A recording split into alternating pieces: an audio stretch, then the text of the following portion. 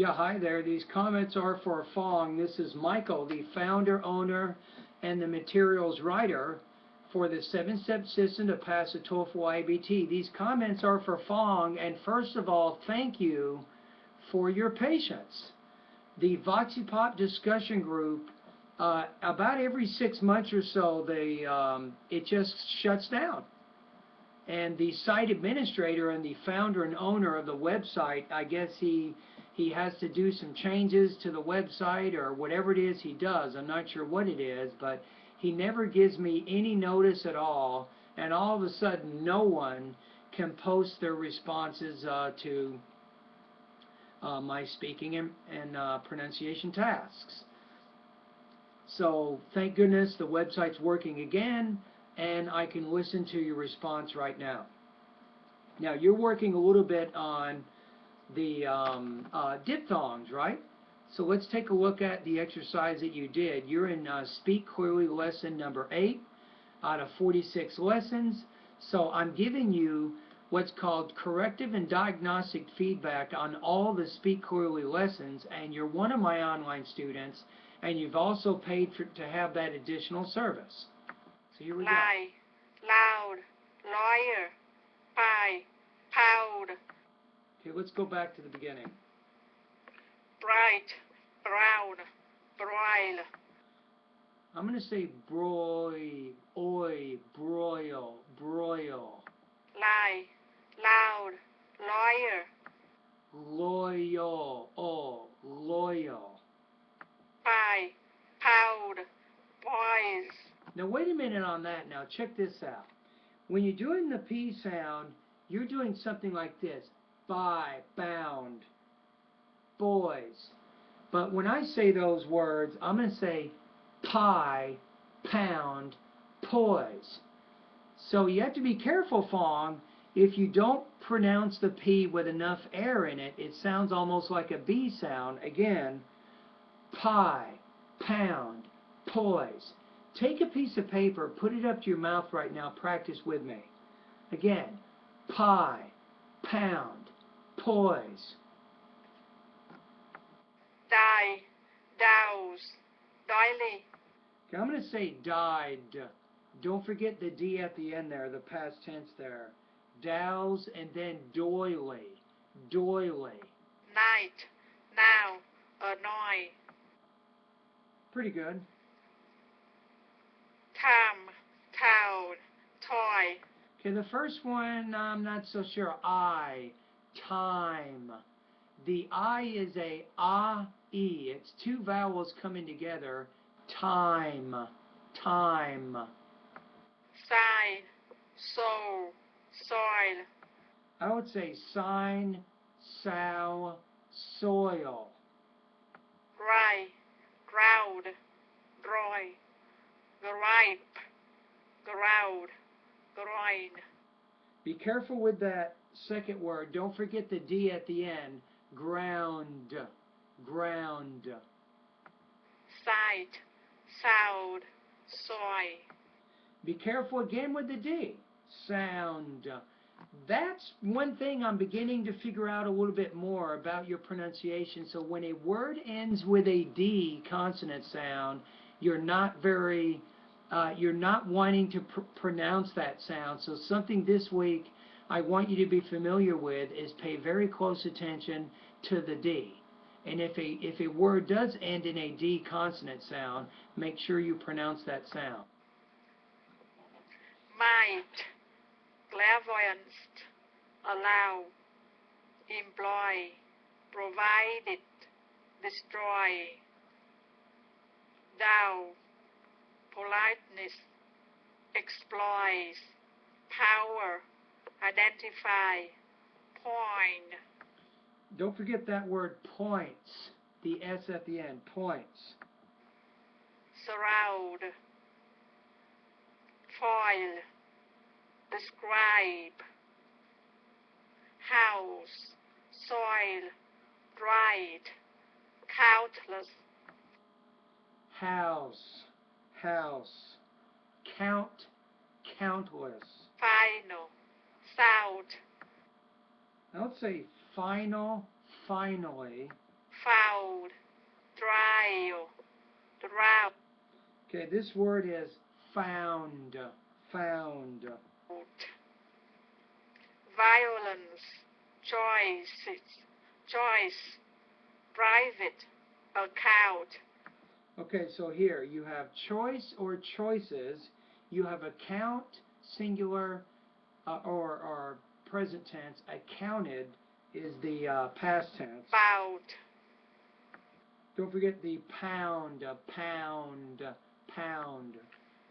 a clairvoyant person might allow one to employ another so as to provide a service that might not destroy the confidence of the client. Okay, I think your pronunciation of the sounds are fairly accurate, other than you're reading a little bit too slowly. I would read it more like this. A clairvoyant person might allow one to employ another so as to provide a service that might not destroy the confidence of a client. Politeness comes down to who exploits the power in order to identify what points are met in order to respect another. The one word, the word point, points, points. Again, reading it, I would read it a little faster. I would say, politeness comes down to who exploits the power in order to identify what points are made in order to respect another. The foil and soil brought into the house is described as being silver and brown in color. Okay, so you're paying very close attention to pronouncing those final sounds. This is your first step. This is good. Now, right now, it's taking you too long to say everything, but you're at least getting the point here. You're being more conscious of producing those final consonant sounds in your words. And that's the first step. It's kind of like this, Fong. It's kind of like driving. When you begin driving a car for the first time, you have to think about so many different things that you drive very slowly. And it seems like there's so many different things to think about just in order for you to drive the car. Now, 6 months after having practiced driving, you don't think about it as much. You can do it a lot faster, a lot more unconsciously. The same thing will happen with you and your speaking and your pronunciation. Right now, you're paying very close attention to how you're pronouncing the words that you're saying, right? Because you are not doing them correctly, but now you're doing them correctly.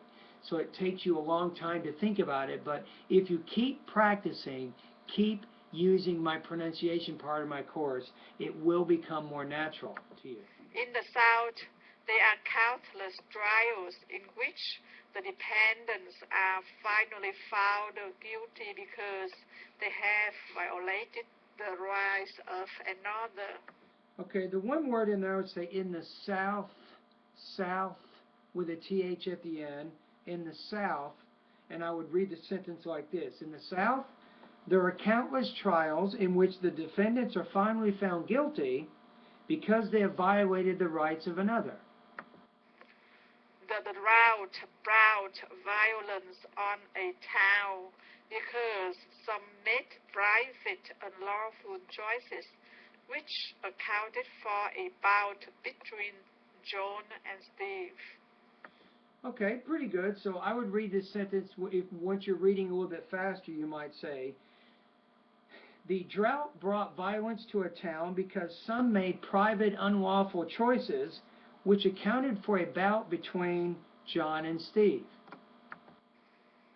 Until 1962, it Be careful with the X. We've been talking about this over the last week. The X consists of a K and an S consonant sound. So it's 60. Sick, that's the K. 60. 60. 60. 1962. was thought that Mercury's day might have the same length as each year, so as to keep that same face to the sun, much as the moon does to the earth. But this account was found to be false in 1965 by Doppler radar observations. It's enough to know that Mercury rotates thrice in 2 of its years. Mercury is the only body in the solar system. I would say body, not body, but body. Found to have an orbital rotational resonance with a ratio other than 1:1.